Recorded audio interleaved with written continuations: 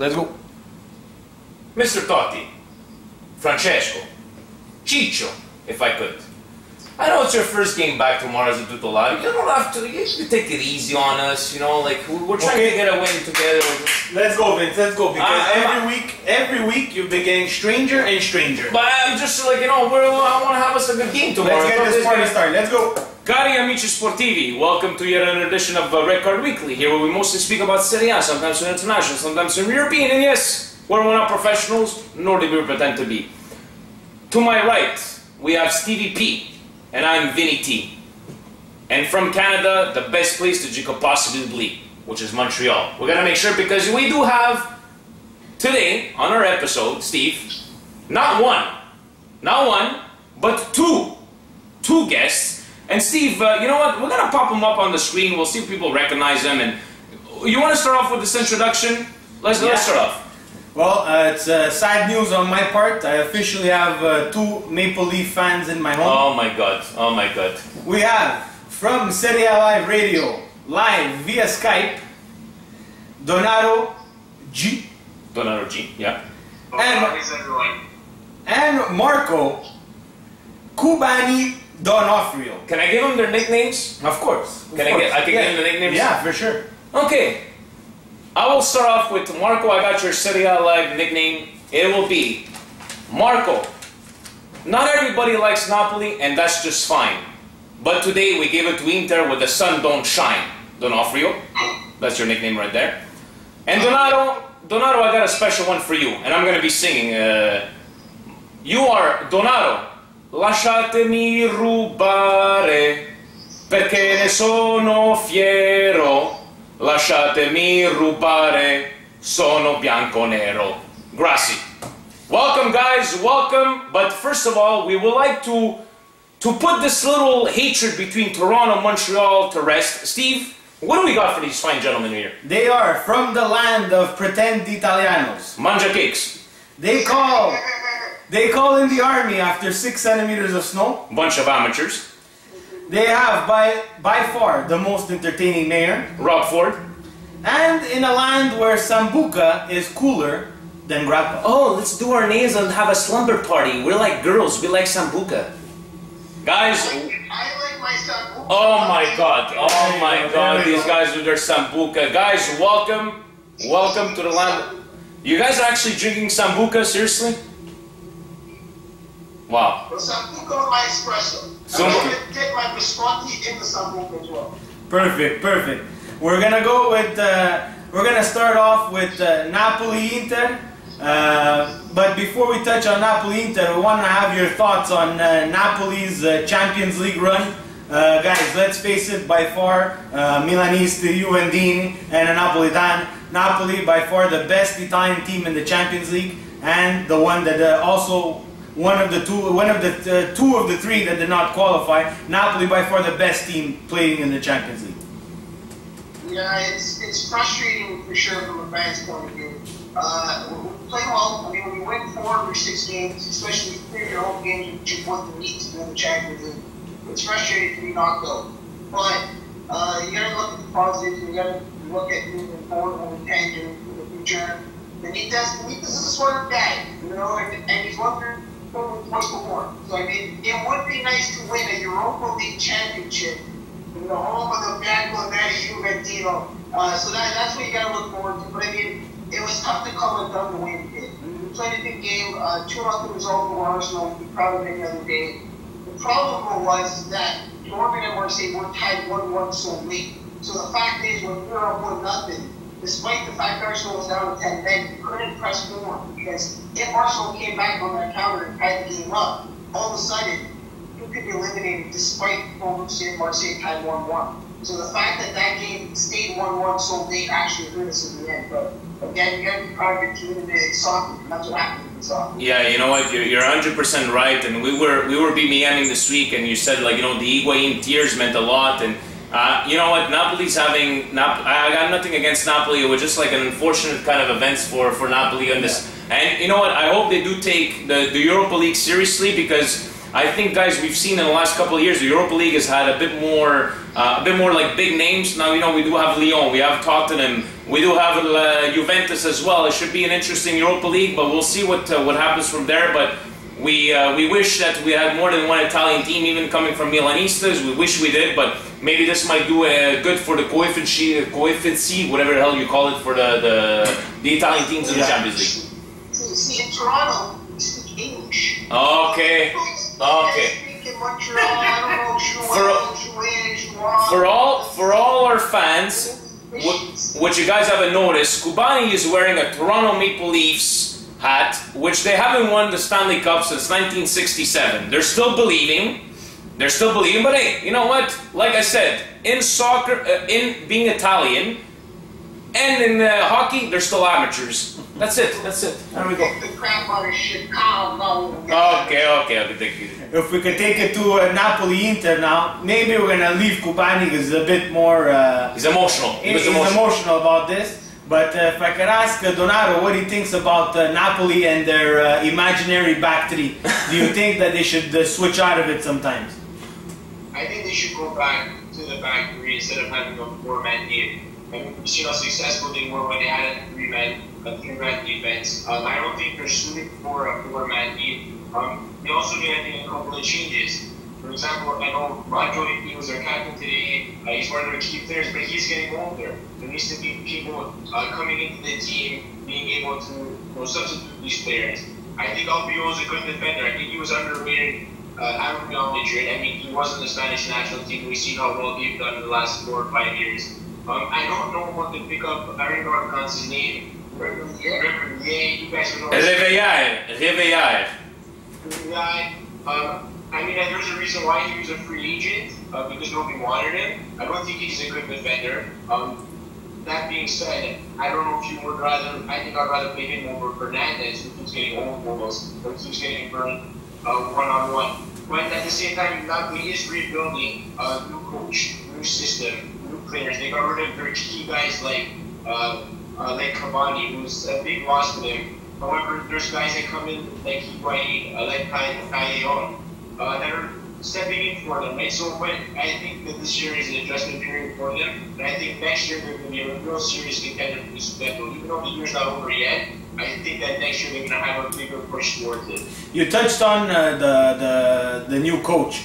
Knowing Benitez and his fantastic coaching record at Inter, how do you think he feels after this win here, Kubani? This was a big win. But sorry, Benitez tried to put down the overall hype of it. But the truth is, both sets of fans were eager and excited to take on Jay. You know, when you have Mozart returning to the Sao Paulo as he did today, and after what he did for this club, it's a huge game. It's a huge tactical magic between the two. It's good to see, from my angle anyways, that Benitez got the job done. But again, we're seeing the same formations. Yes, we're seeing new teams and new coaches, but at the same time, we're still seeing the same formations, and his tactical ones are producing those formations, whether it's the 4-2-3-1 or it's the 3-4-2-1. And we're sorry, the three-man back, we saw how susceptible it was today. The problem with Napoli's defense is eventually, with Benitez, they will get better. They just do not have the players right now to make that happen. The back row right now, as Rossi mentioned earlier, is just terrible. Fernandez, which is a scary thought, maybe starting the Argentina in the World Cup, which is why I don't think they're overall good enough to win that tournament. But the truth is, they lack the depth in defense. And you want to play with that back four, but when you got guys like Romero, who's a left wing back as opposed to a left back, you see him rival defensively. And it's the same thing for Nigel, who's an awesome wing back. When it comes to defensively speaking, as a right wing or a right back, he's not the same player. You see that time and time again, and they don't have the center backs to deal with the pressure from the wings or from the central of any team's attack. You touched on addressing their defensive depth. For me personally, my personal opinion, I think they have a defensive problem. But in January, being that Napoli, in my honest opinion, is really Hamsik dependent, especially in the midfield. Do you think that they should address more the defensive depth or add in a little bit more muscle in the midfield? Yeah. Maurizio's already come out and said that Napoli will be spending money in January. And that's simply because they made a whole lot of money and they don't want to tax on it. So we're going to see Di Laurentiis will come and spend some money in January. I think they're going to address the defensive issues. I mean, Antonelli seems like it's a done deal as well. I wouldn't necessarily say that Hamzik dependent, just because on a day like today, we saw a guy like Drew's really step up and go that role. So they do have the depth to cover that 3-1 up top. But I think it's that 4-2 at the bottom of the pitch that is the issue. So whether you need more depth with the three that rotate between Inrams, Miley, and Barali, or you need more depth with that defense, which is number one, has to be the priority. Because right now those center backs can't handle everything. And today's game reminded me a lot of the Udinese match last week that people want to forget about just because Arsenal happened so much closer happened on the midweek. But that Udinese game, we were up 2 goals at home. And we let that lead slip to a Udinese team that did not even have Tina Powell in the lineup. So it's those issues, because I mean, when you score 3 goals, you should win every single game we play. And in a game like today, they were up 3-2, and we were still scared. It wasn't until that red card and the team kind of really put to bed. But scary defensively for sure. But still got the win, which was a good thing. So we spoke about some Napoli Champions League. We spoke about Napoli Serie A. Let's move over to Juventus. Let's start off with we're going to touch a little bit on Inter there, because this game here, Napoli versus Inter. When I saw it on the calendar and at 2:45, it was the perfect timing there, because during this year, I find both Napoli and Inter, okay, let's put aside Roma, who've just been consistent, but these two teams have produced possibly the most entertaining football in Serie A this year. Yeah. So Inter with a Cambiaso was the heart of Inter, but at 40 years old.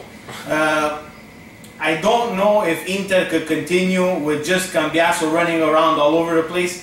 They need some help. We know up front with Palacio doing most of the striking. Their other options are Icardi and Milito. And Milito's another 40-year-old. So do you guys see Inter maybe addressing the striking portion of their problem, or again reinforcing a bit in the midfield, or doing anything at all? Or Donato, you want to answer this one, because Kubani likes the camera, obviously. He likes to steal the spotlight. I think Inter needs to address. I think they need a central midfielder, a deep line playmaker. Someone perhaps maybe the mold of Xabi Alonso, who's going to be a free agent at the end of the season.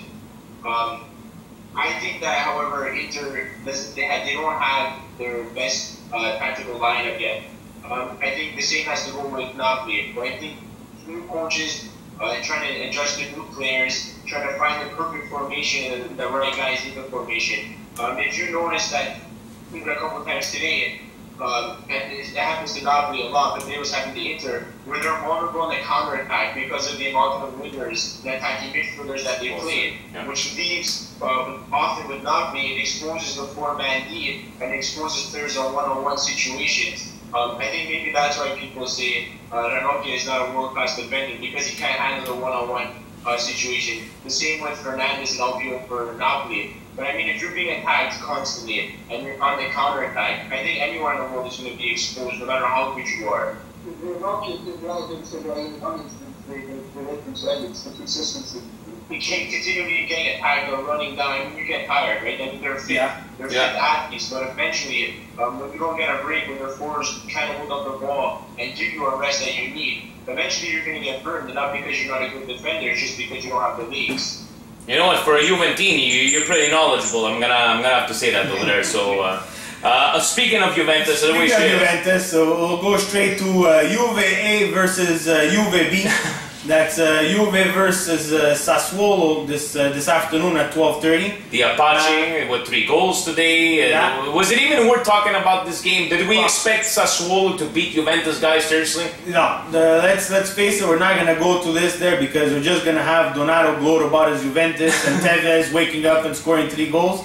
What I really want to touch on is the importance of this victory, which perfect timing playing Sassuolo after Juve got kicked out of the Champions League. And may I add, sorry Steve, I am, and I'm going to look straight into the camera right now, I am the only one that 4 months ago predicted, and my exact words were, if, and that's if, Juventus passes, it will be on the last second day.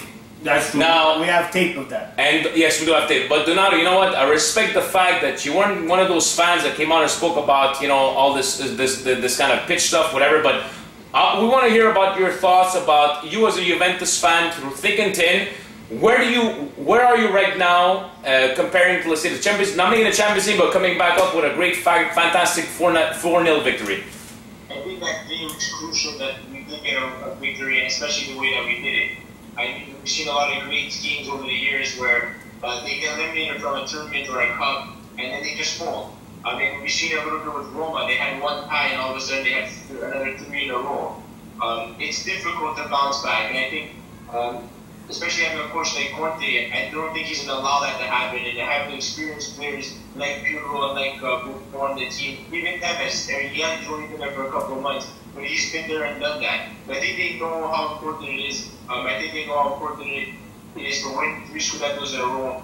It doesn't happen always. Juve's only done it once in their history. Not a lot of teams do it. I mean, yes, it's disappointing that we're in the Champions League. I mean, that was the goal for us. Having won 2 Scudettos in a row, having won the Super Cup, but it all cannot be lost. The Europa League, I'm one of the biggest fans of the Europa League. I want Italian teams to take it seriously. I think that a lot of Italian teams can win the Europa League, but they just don't care about it. They take it as a burden. Whereas I hope that Juve goes all the way to win it, because like it's a European trophy. It has value. It has meaning. Right. It's important.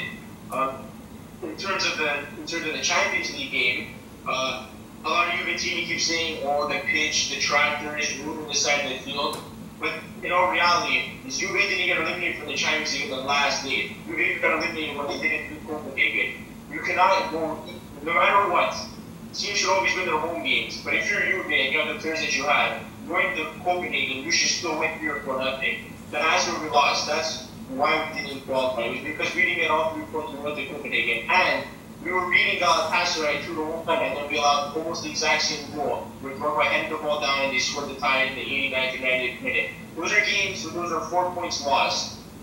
We shouldn't even have went to the last day having to qualify. We didn't get eliminated because Schneider scored. We got eliminated because we couldn't put the ball in the back of the net. And I hope you continue. I don't want them to hate me, but this is the reality. It's okay if they hate you. It's okay if they hate you. It's okay. You know what? I think I appreciate that, because you're one of the few Juventinos that call it as it is. And you know what? Even us, we're pure Milanistas, but when it's time to call, you know, a spade, and you're 100% right, because they should have been in that position to begin with.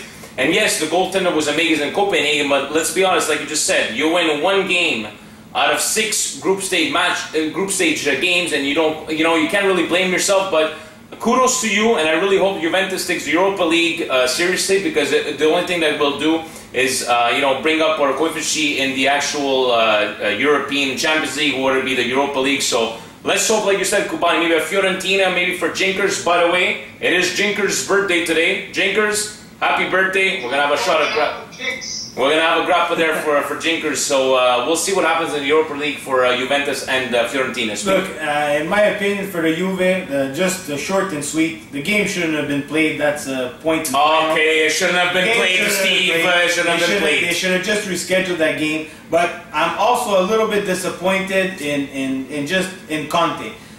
And I'm going to explain why. With a terrible pitch like that, the tie gets you through, just park the bus. Every other Italian team has done it before. Milan did it in the Champions League as well. Just park the bus. You have nothing to prove. You have nothing to prove to Galatasaray. If they're going to come down, they're going to score. They're going to score. I'm a little bit agitated at Conte. I thought he would be able to react to something better like that. But for me, my opinion, the game shouldn't have been played. They should have just rescheduled it another time. Let's go over to the next couple of games over here. We're going to talk about Juventus all freaking day. We're going to touch on Jinkers' birthday, of course, and we're going to talk right away. Once you mention Jinkers, you have no choice to talk about Fiorentina. No choice. Fiorentina versus Bologna. Fiorentina destroys Bologna. Like you guys had mentioned, Bologna is not the finest of delicate meats. You see, that just proves to you that I do follow the show. I do listen to the show. We listen. Because no one else would have been able to remember that. But Stevie P, he remembers these things.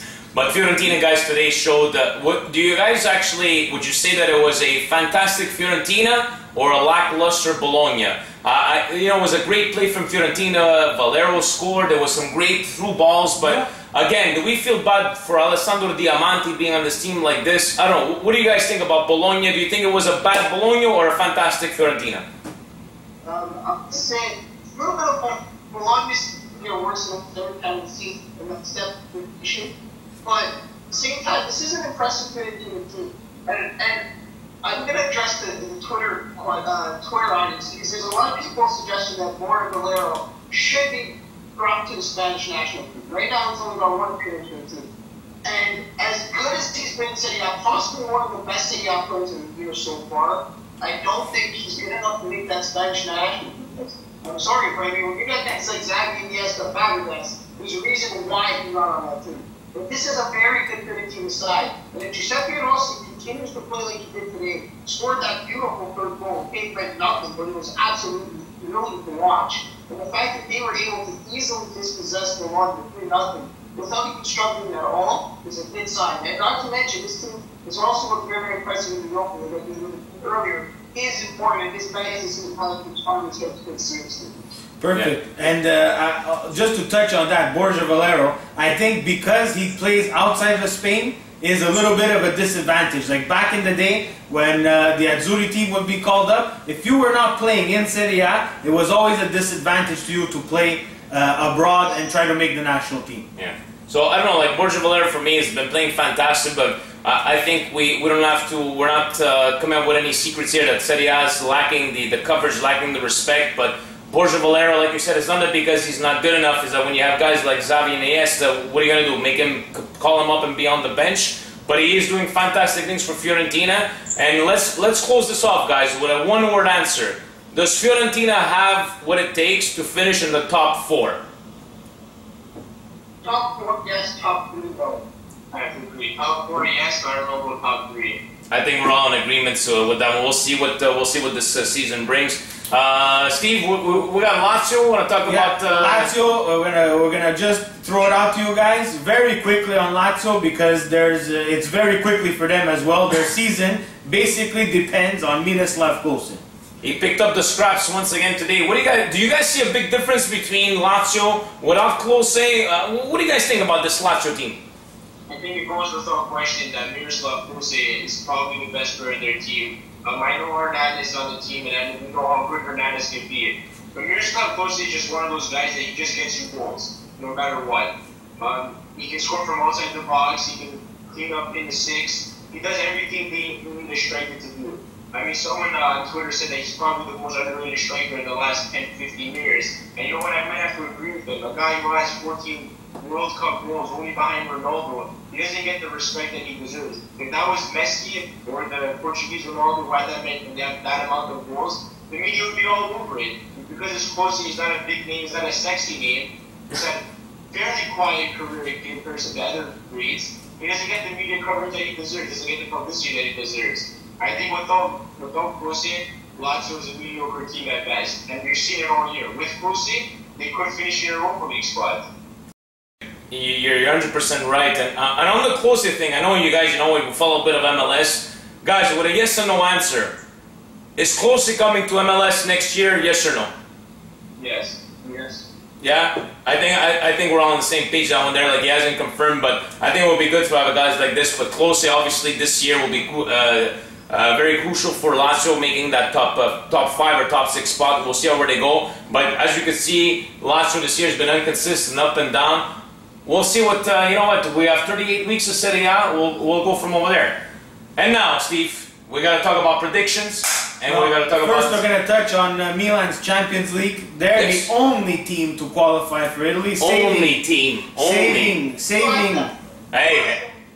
We did it. We did it. We have no idea how we did it, Steve. But it's done. But it's done. Why is Donato not clapping? Donato, clap for Milan. Clap for Milan. You see these guys? All jokes aside, guys, the Milan game versus Ajax, guys, Howard Webb was in charge of there, as we like to call him, Howard United. What do you guys think about that red card? Quickly, just for me, I can explain it in 2 things. I would have probably gave the red card to Montolivio, just out of stupidity, because there was no reason for him to make a challenge like that, or even in the offensive zone like that. Yeah. Just putting his team in jeopardy, really in trouble, which we already went into the game in trouble mentally. Guys, Howard Webb, he's an English Premier ref. He's seen probably worse tackles than that in his life. Do you think that's a valid red card, yes or no? For the Champions League, I think it's in England. I don't think that would be a red card, but I guess in the Champions League, there's different. You're under a different microscope. There are different levels. I think it is a red card. I would give a red card just for being stupid because the player was going nowhere in that position. Exactly. Very well said. He was throwing or wasn't throwing, and he decided to tackle it. Yeah. He's not going anywhere. I tweeted this so many times, and I don't know if you guys agree with me, that Kaká should be the permanent captain instead of Montolivo. I think Kaká is the only remaining symbol of everything that's good about Milan. I don't think Montolivo is fit to be captain of a team that had greats like Valencia and Maldini who were captain before him. I think Kaká should be captain. I want to know what you guys think about that.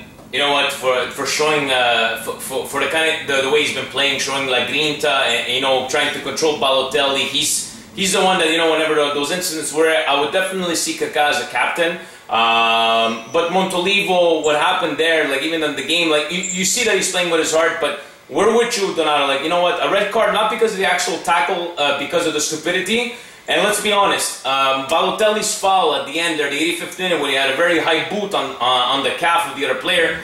If he had to call the red card on Montolivo on that, he had to call the red card on Montolivo as well. But on your point about Kaká being I can understand how, like, maybe Milan doesn't want to give it to him right away because, they did pronounce him last year as captain. Not that we don't love Montolivo, or he's on 100%, or he's got these bad games. As soon as he doesn't have any space, but definitely Kaká should have the armband because of his leadership. You don't see Montolivo going to talk to Balotelli and trying to calm him down. It was always Kaká, and we love to see this kind of stuff. And yes, we're happy that we're in the Champions League. We're not happy to see the kind of opponents we're gonna get. But guys, basically for me, Milan is a mentally fragile team. I would not mix around with that. Kaká could be the captain even without the armband. That's my personal opinion. And he probably is the captain without the armband. So what?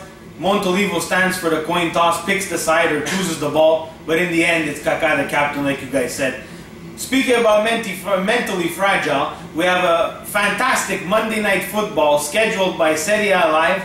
Roma-Milan. If we could get your predictions on Roma and the mentally fragile Milan.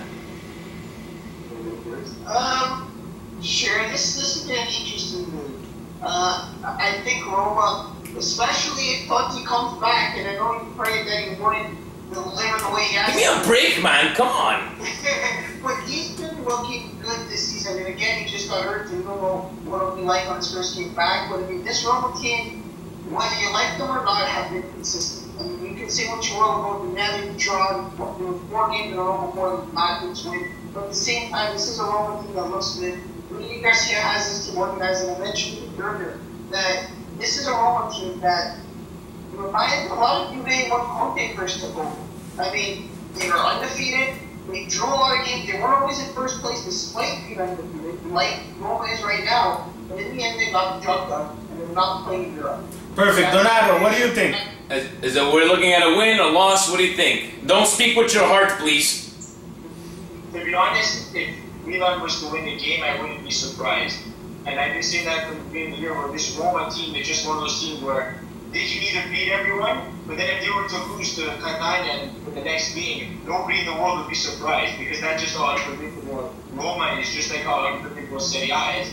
Because one week, Catania can beat Juve, and then the next week they get smashed to Sassuolo.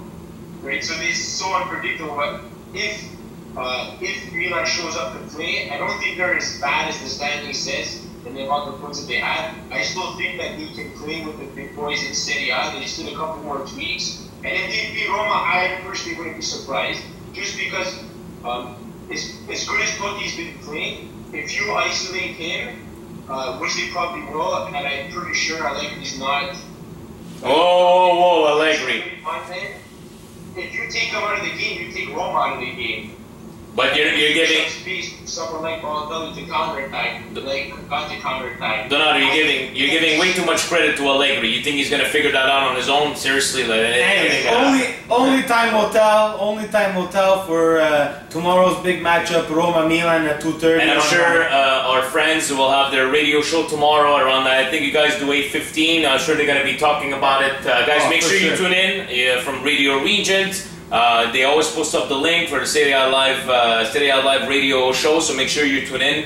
Now, guys, we've gone through a little thing. Now it's time, Steve. We bring a little bit of humor every week. A little bit. You know that we go through the over-under questions, so you have one answer. You have just a one-word answer or a couple of words there. Don't start talking because you guys have been talking a lot this radio show. So we're gonna start off. Before we go that, we want to know quickly, knowing the popularity of your mayor, if Rob Ford was a Serie A fan, which team would he cheer for? Inter. I'm gonna go Sassuolo. Oh, okay. We're gonna go Napoli because he looks like he's from the mean streets of Napoli. You know, he's been struggling all his life and he's battling his demons. So we're gonna go that he's a Napoli fan. No offense to you. Vince went Napoli. I'm gonna go Milan because Silvio, he's got everything that Rob Ford needs. That's a fantastic point over there. Silvio and Rob Ford together. Over/under questions. If Manzali was a male dancer, Chippendale. how fast would it take him to get completely undressed? Because you see him on the game. Is it over/under 5.5 seconds? I'm gonna say like over/under like 6.6 minutes. Gonzalez is not the smartest guy. No, but you see that during the game he's taking out his tie, he's taking it easy, and so you're going with like 6 minutes? We're at 5 seconds. Oh, he's putting on the show. Right, I like that. Okay, Mazzari over. Donato, over/under. I'm gonna say over. Over 5.5. Put on 2-3 minutes. Just put the little show, Perfect. Shake it around. Shake them up. Too long. All right. Excellent. Next question is, how many pieces of wood does it take to build a Turkish snow shovel? We have 16.5 as the over/under. Do we need 16.5 pieces of wood to make that Turkish snow shovel as you saw them on the pitch over there? What do you guys think? It's definitely over. I think I saw MacGyver on the pitch over there. He's putting pieces together, was making that snow shovel. So yeah, definitely over. Good answer. During the next question for your over/under segment, during Milan and Ajax, Allegri, his famous word "die." How many times did Allegri say "die, die, die"? Was it over 75.5 times that he said "die, die, die"? How many times? Over 100%. Every time they turned to him, he just kept saying it, even when the play, even though they were throwing it. He just turned around and kept yelling at the bench. He said die 75 times before the red card. Right answer again. No, we're not getting a bottle of Sambuca. When you come, you gotta get a bottle of Grappa. That's it.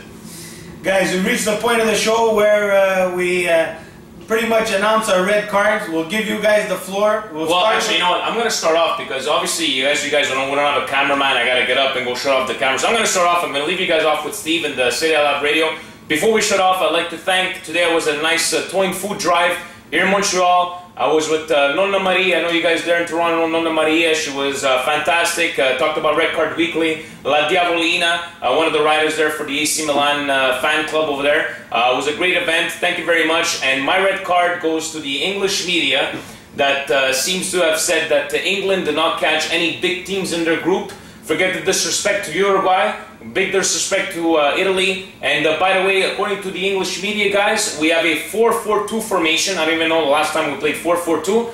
And little do we know, Balotelli and Cerci are actually strikers. So a red card to the English media. And you know what? Good, because you want to take us slightly. We're going to give it to you where the sun don't shine, just like we did in the Euros. Guys, thank you very much. I'm going to go back. I'm going to leave you guys with Steve. Thank you. Should I be left to Steve though? Donato, we're going to start with your red card. I give my red card to someone who has been driving me nuts for a little while now. He's a defender for Milan, Bonucci, and he deserves a red card just for the game they played in Champions League. He always has a bad goal to give away against Nice goal.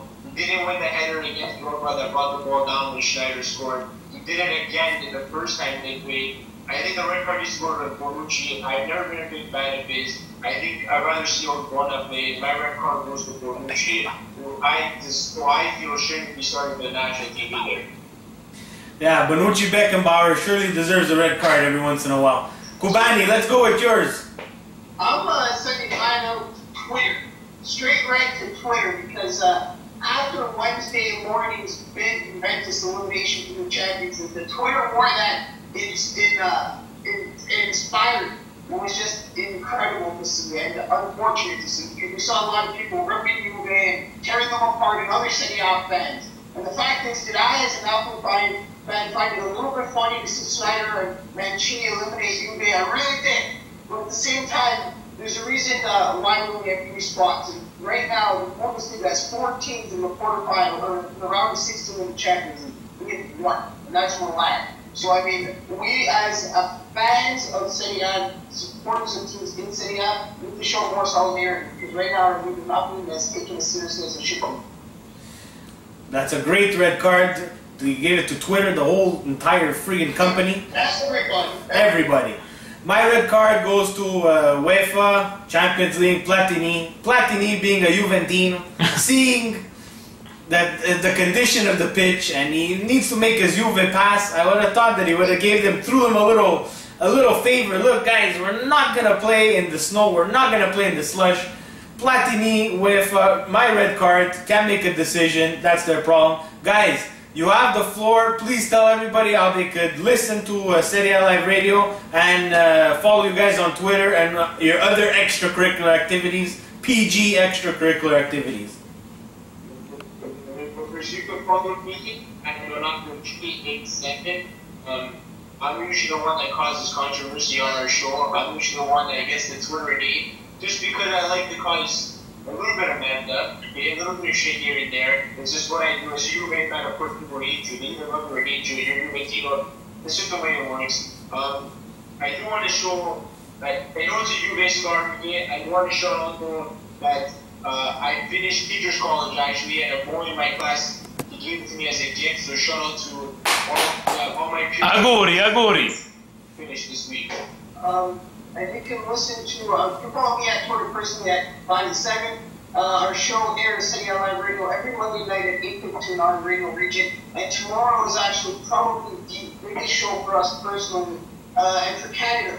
We were granted the exclusive and the first exclusive interview with Slava Levin, who is the CEO of Ethnic Channels Group, who bought the rights to Serie A in Canada on Thursday. And we don't know what exactly is going to happen with beIN Sports and in Canada. We're going to find out tomorrow. So tomorrow is a huge show for us, as well as we've got a massive announcement with the future of our show for the next couple of weeks. Because a lot of people have been asking us what we're going to do, what we're planning. The next couple of weeks, tomorrow and the week after, we've got massive news and we'll answer everybody's question. Because like I said, it's going to be the big show, and I'm so excited to be here. 2022 is big. As well as the Cornwall show that, again, is also going to announce something very, very special in the next couple of weeks. So, and thank you guys for having us on. Red Card Weekly, we always love what you guys do. Hope we spread Serie A here in Canada because there's not enough of it. And we need to see some quality Serie A content coming out of Montreal. Guys, I would like to thank you guys. You guys had us on your show first. 3 guys at the time just doing a little YouTube video. For us too as well, we'd like to thank you. We wish you all the best in your future endeavors. Endeavors, so what a big word. That's my English for you guys tonight. And I would like to thank you, and you guys are always welcome on. Guys, take it easy. Thank you very, very much, everybody. Next week, we'll see you guys. Le Derby della Madonnina. Le Derby! Ciao, ciao.